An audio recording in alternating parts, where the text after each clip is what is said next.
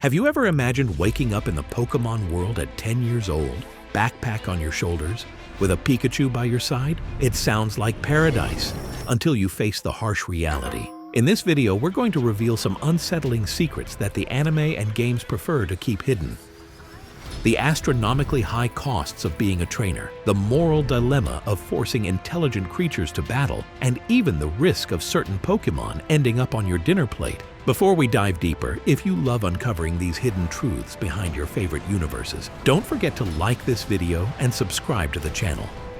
Your support helps us keep exploring all the darker corners of the stories you know and love. Now buckle up, because what we're about to reveal could shatter your warm, nostalgic memories. Ready to find out if you could really handle life as a Pokémon trainer in the real world?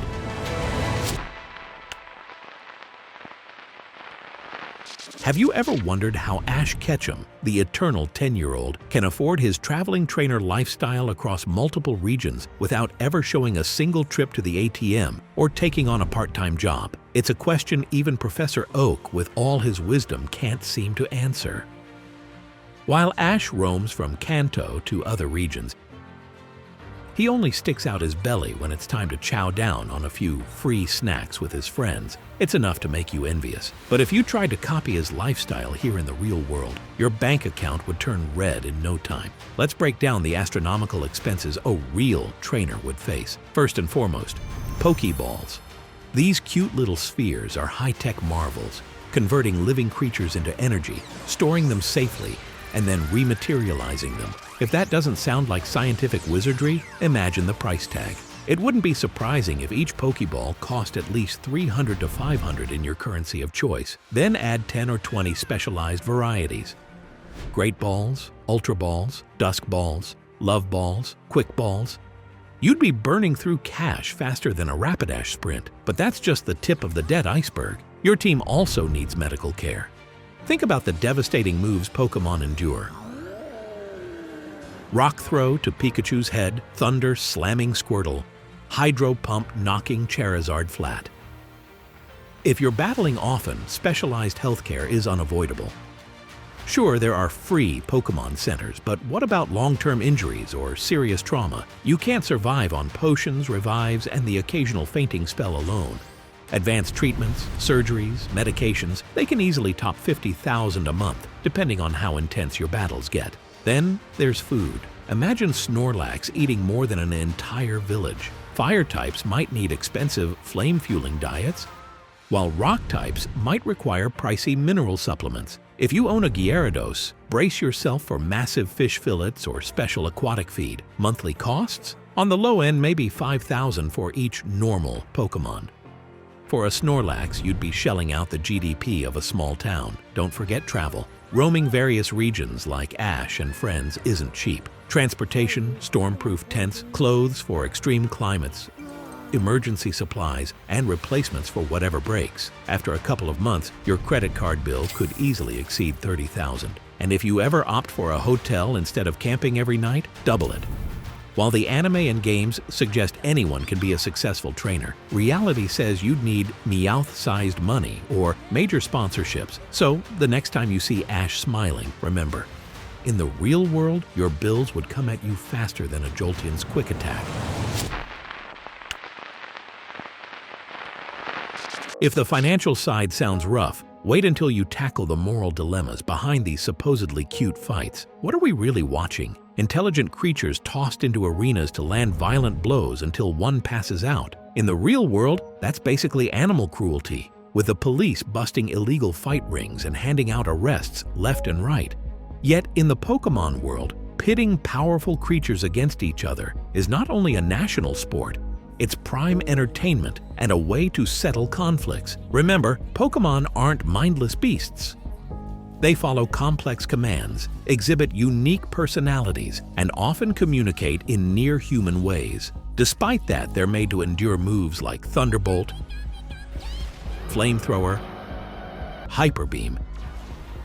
Just imagine the physical toll on flesh, bone, or scales, and all of this for fun or a higher goal: earning badges and becoming a Pokémon master. In reality, cockfights and dogfights are serious crimes. Claiming it's just a sport or they faint but don't die wouldn't work, even with the world's strongest hypnosis. If we brought these battles into our world, animal welfare groups would be up in arms. The organization PETA, People for the Ethical Treatment of Animals, has actually staged protests, even creating a parody called Pokémon Black and Blue to poke fun at the alleged mistreatment in the Pokémon universe. And let's not forget the psychological toll on the Pokémon. Supposedly, they're healed in seconds at Pokémon centers, but in real life, fainting would at least mean severe exhaustion, with potential injuries that could lead to infections or permanent damage. The shows and games rarely address something like PTSD, but it would almost certainly exist. Imagine a Charizard getting pelted by Rockslide and Stone Edge every week. Eventually, that adds up, not to mention the emotional damage of repeated electric shocks, bites, and psychic assaults. Use confusion. Use crunch. Use psychic. Indeed, it's a bizarre world that blurs the line between fun and cruelty.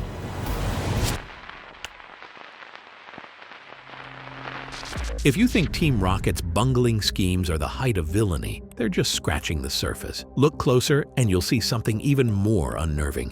What does everyone in places like Pallet Town or Cerulean City actually eat? Take the famous Farfetch'd, a charming duck that carries a spring onion. The Pokédex says it was hunted nearly to extinction because it tastes great grilled alongside that very onion. The same goes for Basculin, described as delicious in multiple games. Yes, those adorable creatures we love to catch could easily end up roasted, stewed, or fried on someone's dinner table. It gets worse. Ever heard of slowpoke tails? In the second-generation games, Team Rocket cuts them off and sells them as a pricey delicacy.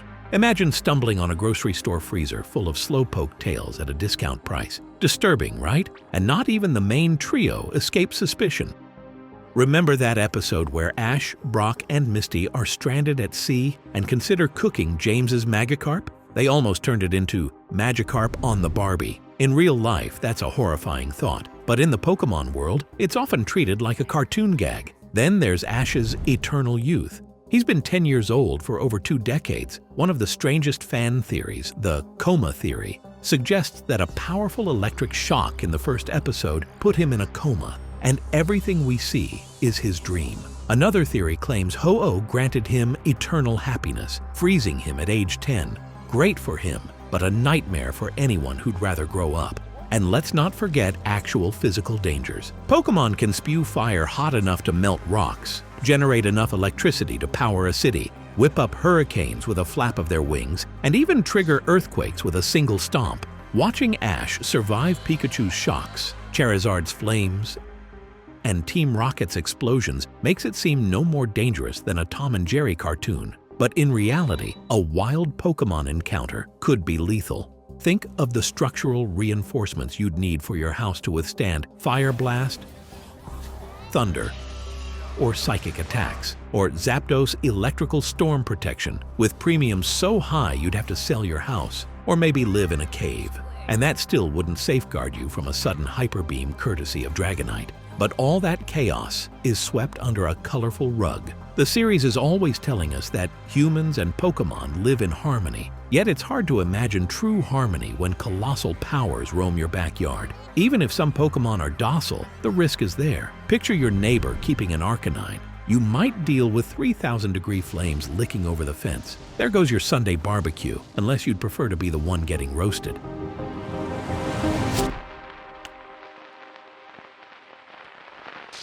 The Pokémon world we love is carefully edited to preserve its fantasy vibe. The games and anime dodge subjects like a trainer's unsustainable economy, the potential cruelty of forcing intelligent creatures into battles, and the sheer weirdness of an ecosystem where your beloved partner could just as easily be someone's next meal. All of this is brushed aside so we can bask in a cheery universe of playful encounters and battles that end in harmless fainting. Next time you watch Ash and Pikachu's adventures, pay attention to the things they don't mention. They're not going to show a stack of overdue bills or a genuinely terrifying face-off with a wild Salamence on a dark highway. You won't see a documentary about the mass production of Rapidash meat. Definitely not. The Pokémon world is magical because it conveniently stays silent about any ugly truths that might ruin the fun. That's not a bad thing. We can still enjoy the games and cheer in the Pokémon League with a huge smile on our faces. Escapism exists for a reason, to let us dream and inspire us. Just remember, if it all became real, you'd probably need a Groudon-sized bank loan and Jigglypuff-style therapy sessions just to stay physically and mentally afloat. At the end of the day, the stories and worlds we love are filled with omissions and conveniences that keep us entertained. The thrill is in noticing those details yet still loving the show. Our imaginations crave perfect worlds, and we love getting lost in them, even if, beneath the bright exterior, there are unsettling truths that might make us laugh or send us running from the next Dragonite we see. So, would you face this real-life Pokémon world head-on with all its financial pitfalls, ethical quandaries, and culinary oddities? Or would you rather keep it tucked away in games and anime, neatly compressed into a portable cartridge and a 20-minute episode format? Like the classic anime narrator says, the journey continues. But maybe we're better off keeping it all in our imaginations, packed with humor, adventure, and zero overdue bills.